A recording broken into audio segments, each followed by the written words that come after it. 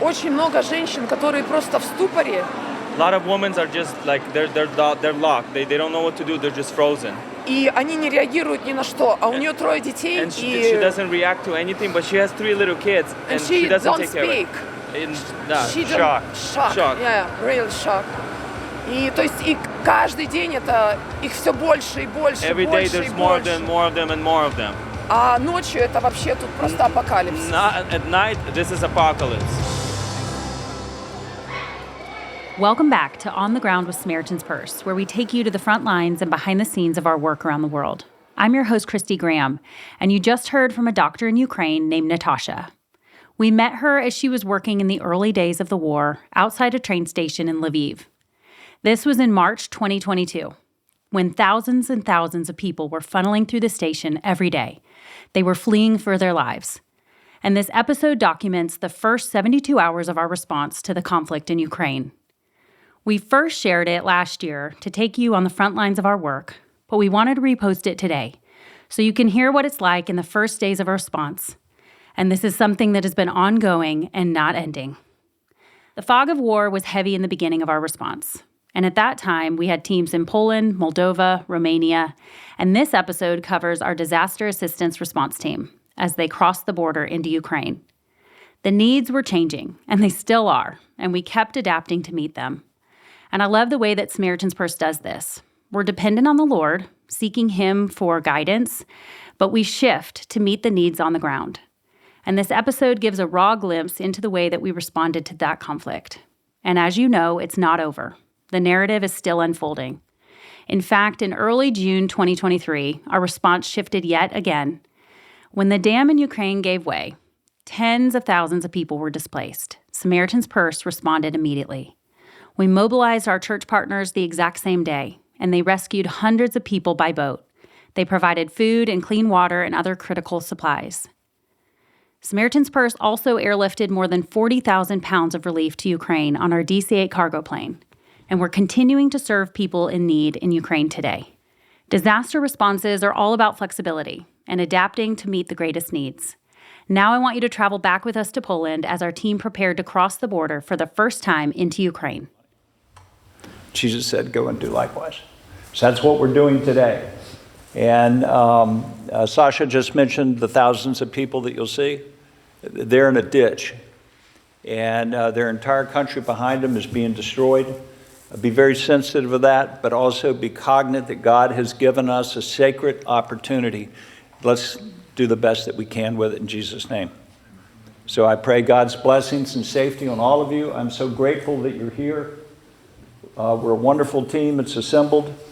We do not know what the future will bring, but whatever happens, let us glorify the Lord. Do it in His name. Earlier that morning, Melissa, our correspondent, had the opportunity to talk to Ken as they drove to devotions. So it's a little after 6 a.m. in Poland. The sun is just barely coming up, though you wouldn't be able to tell because it's gray skies, bleak, cold.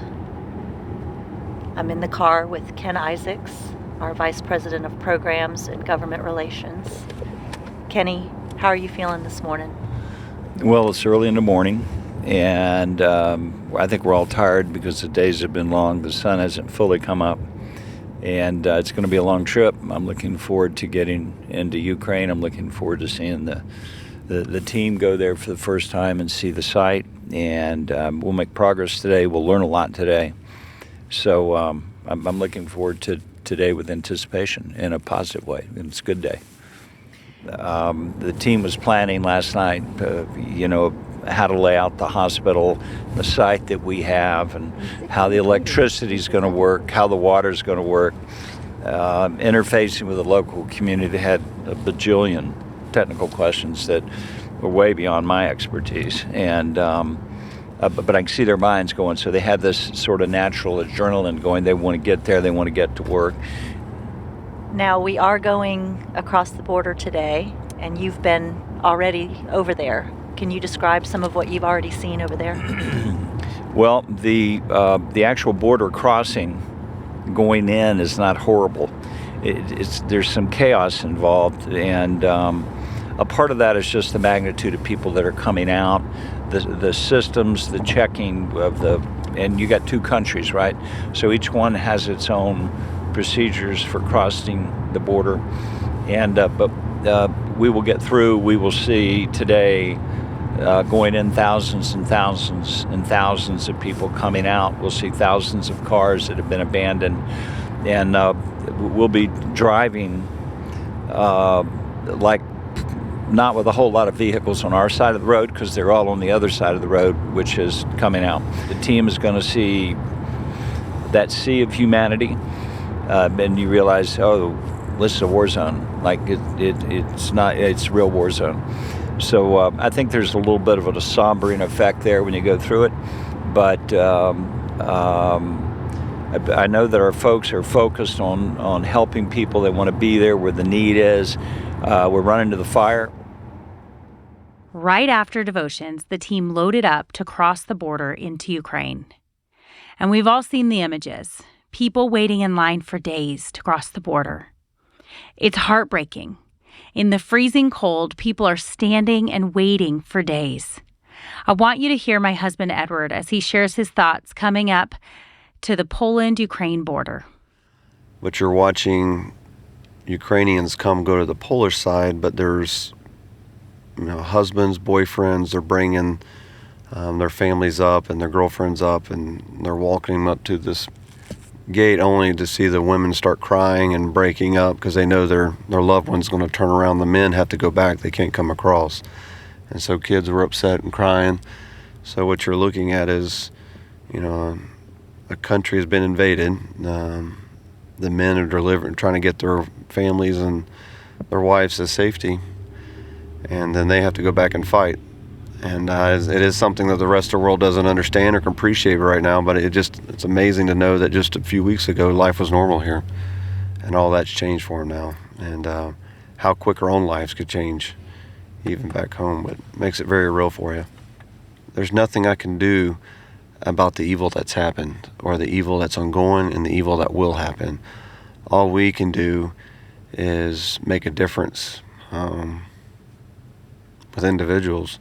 And I think that's why God calls us here and gives us this opportunity to love our neighbor. Those in the ditch, these are the people. They'll see the people we see coming up to this border right now. They're in the ditch of life. There is no better explanation of it. So we have a unique opportunity.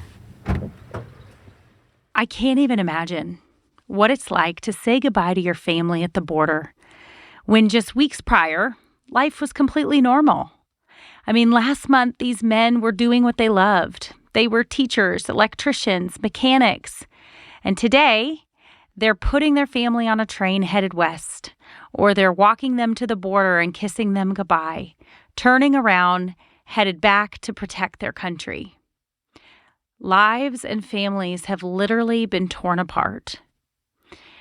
And it's difficult to watch. And after this difficult and long journey into Ukraine, the Disaster Assistance Response Team got right to work. They were energized and motivated after seeing what they'd seen to set up the emergency field hospital quickly. We want you to hear some of the observations and interviews that our team had with the Ukrainian people. The team worked really late into the night, and they started back early the next morning.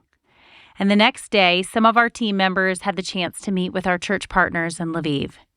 These churches, like many others, have opened their doors to the overwhelming number of displaced people flooding into their city.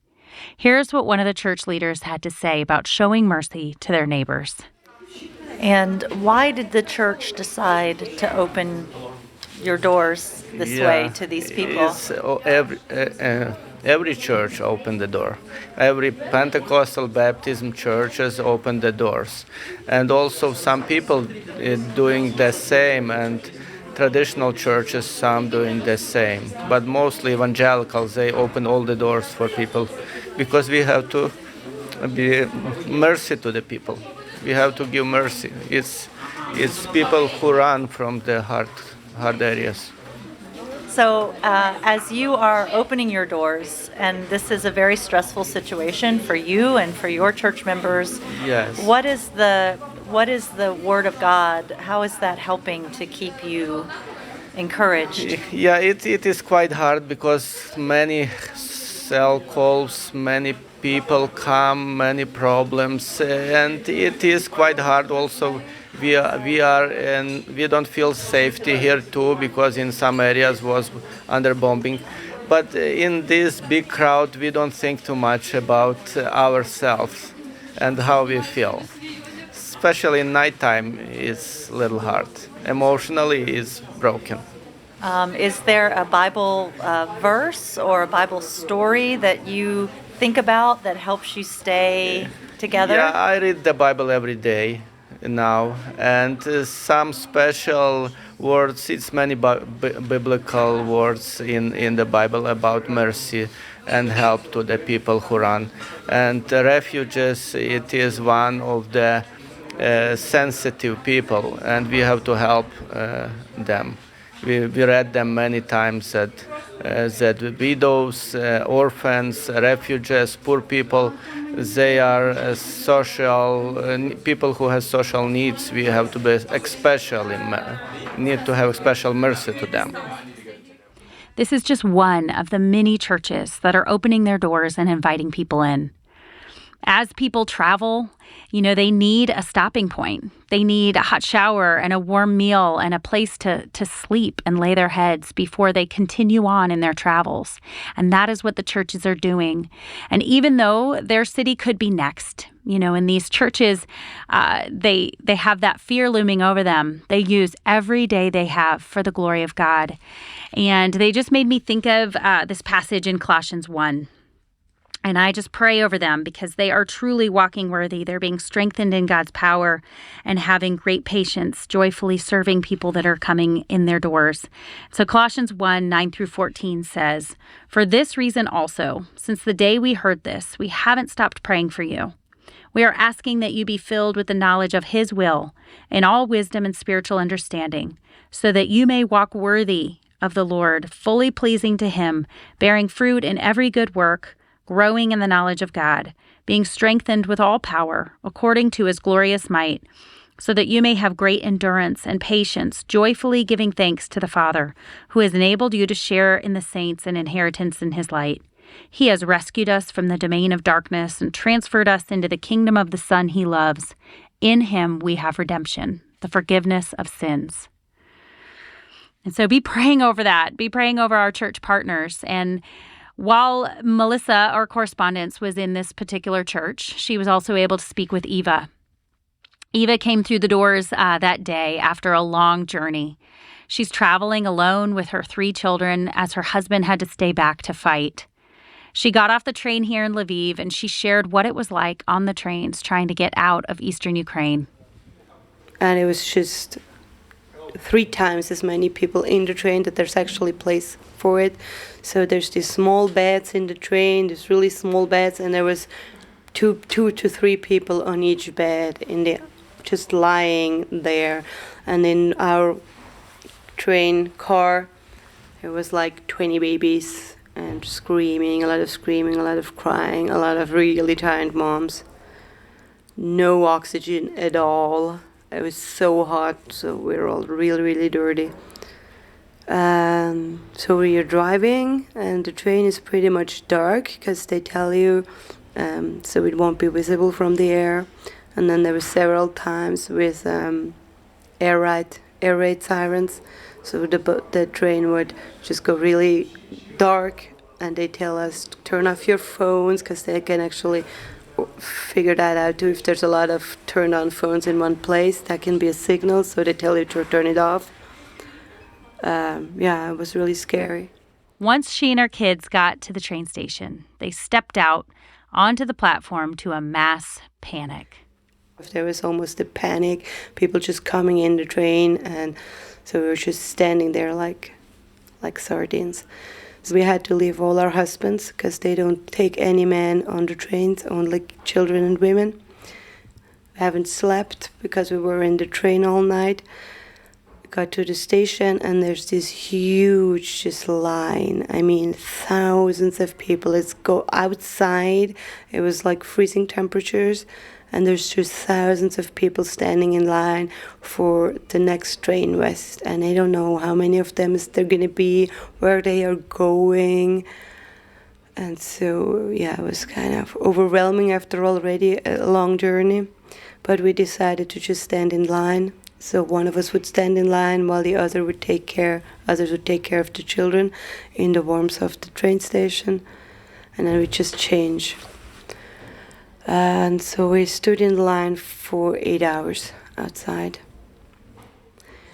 Well, I know, I can see, and please forgive me, you're a beautiful person, a beautiful Really woman, tired. beautiful face, but I see the fatigue in your eyes, and I'm sure this has been incredibly emotional for you as well. I mean, it's the actual fatigue of not sleeping, right? But then it's also all of the emotions that you're wearing on your shoulder right now. Yeah. Yeah, I said hardest thing was, of course, leaving my husband, leaving our father at home. And we just said we have to, as a parents, that's our first responsibility. We have to get the kids to safety. Then telling the children, I was so hard.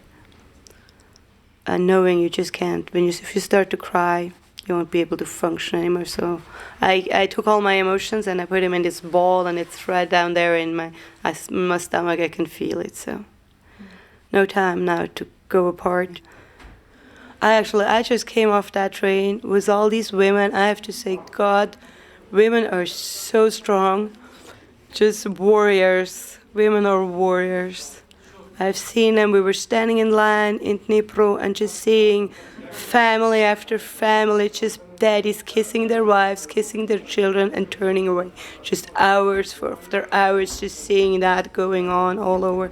It's just beyond heartbreaking. So we know we're in God's hands. We've seen a lot of His provision during all this trip.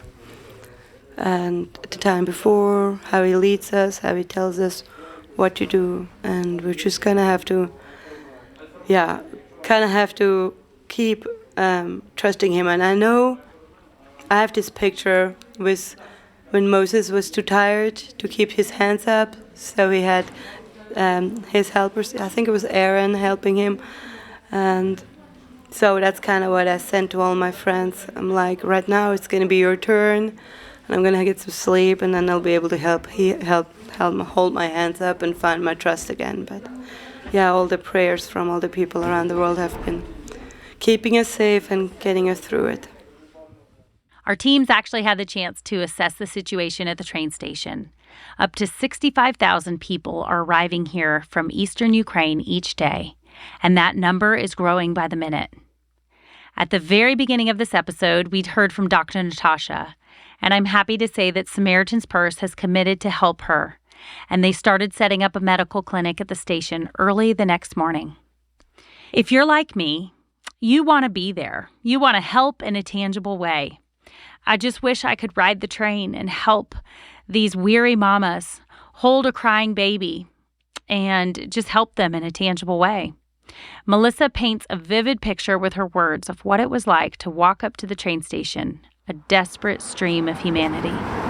So we're walking through the city of Lviv, walking towards the train station where many of the refugees from the other part of the country are coming here. It's just amazing as we walk through to see, first of all, it's a beautiful city. It's one of the few, if not the only city in Ukraine that was not completely destroyed in World War II. So there are still a lot of the old architecture that you can see everywhere. The city center that we went to this morning even had more than that. There are some cobblestone streets, and it's very charming. At the same time, there's a lot of modern conveniences and little shops and places that you could pick up and transport to any place in the United States, and it wouldn't seem out of place. cell phone shops and that kind of thing.